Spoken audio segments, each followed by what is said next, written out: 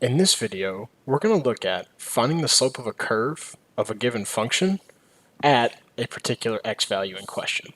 So our question starts very similar to what we saw last section when we were dealing with finding the equation of a tangent line at a point. We're given using definition of derivative, find blank, because the words changed a little bit, at a x value for a function. The reason why they seem so similar is because they are. When we talk about a derivative, the derivative is instantaneous rate of change. So when we look at finding the slope of a curve at a given x value, it's the same process and concept as finding the equation of a tangent line at that given point. Because what we're doing when we use the derivative in that process of finding the equation of a tangent line, we're finding the slope of the tangent line at that particular x value. And we remember from in class and in the textbook, there's an example that shows as we get intervals that are smaller and smaller around our x value in question, namely here -8, we see that the tangent line and the slope of our curve coincide with one another. So once we say that they coincide with one another as we get neighborhoods around our x value as in intervals around it, what we can look at is saying that the slope of the tangent line at a certain x value is also equivalent to the slope of the curve at that given x value. So what we're going to do is we're going to do basically the exact same process involved with finding the equation of a tangent line at a point, but here we're going to use it to find the slope of a curve at a given x value. So the first step in our process was to ask ourselves, looking at our function, is there any discrepancies that could arise as far as evaluating our limit? And in this case, we see that 10x squared is our leading term, and this is a quadratic. So we know that a quadratic's domain is all real numbers, so x equals -8 can be evaluated, and it's going to return a value that we can work with. So we don't have any discrepancies to worry about because we're dealing with a quadratic. So let's go right ahead and start evaluating our derivative at x equals -8. So we have f prime of -8 equals the limit as h approaches 0 of f of -8 plus h minus f of -8 over h. So let's evaluate what f of -8 is using some little bit of the scratch work area that we have over here. So f of -8 is 10 times -8 squared minus 12 times -8 minus 9. This gives us 10 times 64 plus 96 minus 9, or 640 plus 96 minus 9 is going to give us 87. So 640 plus 87 is going to give us 727. So f of -8 is 727. So now that we know the value of f of -8, let's plug it into our limit, and let's also evaluate what f of -8 plus h is by plugging in -8 plus h inside of our x's here. So we're still going to have the limit as h approaches 0, but now this is going to turn into 10 times -8 plus h squared minus 12 times -8 plus h minus 9 minus 727. Now I'm going to kind of fence this off here so we don't get confused as to what we're doing.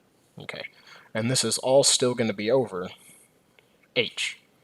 So now let's start evaluating some of this stuff, doing some binomial multiplication, some distributions, some combining of like terms, and let's condense down our fraction that we have here. And the reason why I'm going to this step is because in my head I already did a pass the limit test when I got to here, and I know that if I plug 0 in wherever I see an h, I'm going to get a 0 over 0 or an indeterminate form.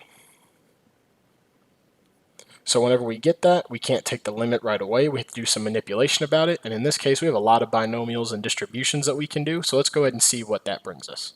So we get 10 times -8 plus h times -8 plus h. I just wrote -8 plus h twice as opposed to -8 plus h squared because it makes it easier for us to see what we're doing when we FOIL it. But now we can distribute this -12 into this parentheses. So we get plus 96 minus 12h, and then we still have minus 9 minus 727 on the top, and our denominator still stays as just h. So this is going to be equivalent to saying the limit as h approaches 0 of, and then we have 10 times this binomial multiplication here, which brings us, if I'm using FOIL, we have 64 minus 8h minus 8h plus h squared. And this one we're going to add plus 96 minus 12h. And then we're going to combine negative 9 and minus 27, so negative 727. So this is going to give us a negative 736. And this is still all over h. So now what we have is the limit as h approaches 0 of, and then we're going to combine these like terms in here, which is negative 8h and negative 8h, which combine to give us negative 16h. So now that I know I can't combine any more like terms in these parentheses, I'm also going to take care of distributing this 10 inside of there so that I can be done with all the parentheses in this problem.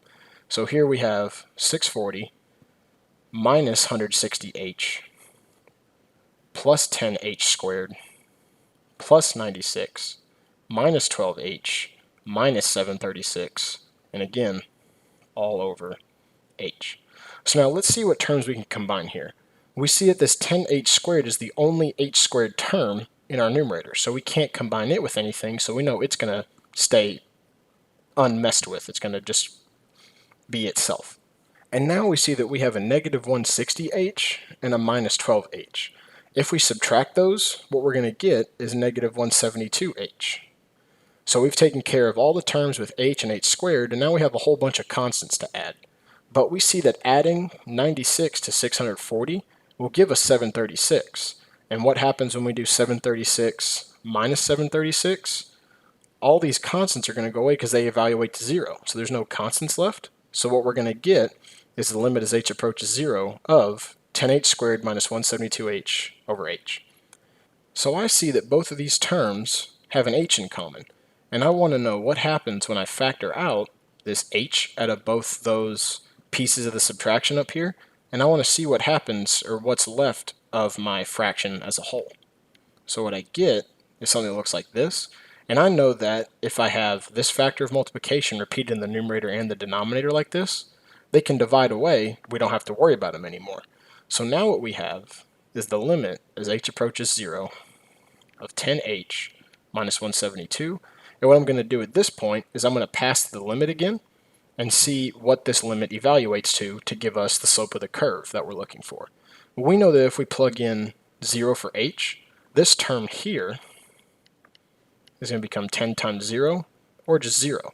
So we get 0 minus 172, which is negative 172. So the slope of our curve at x equals negative 8 for this given function that we have here evaluates to be negative 172.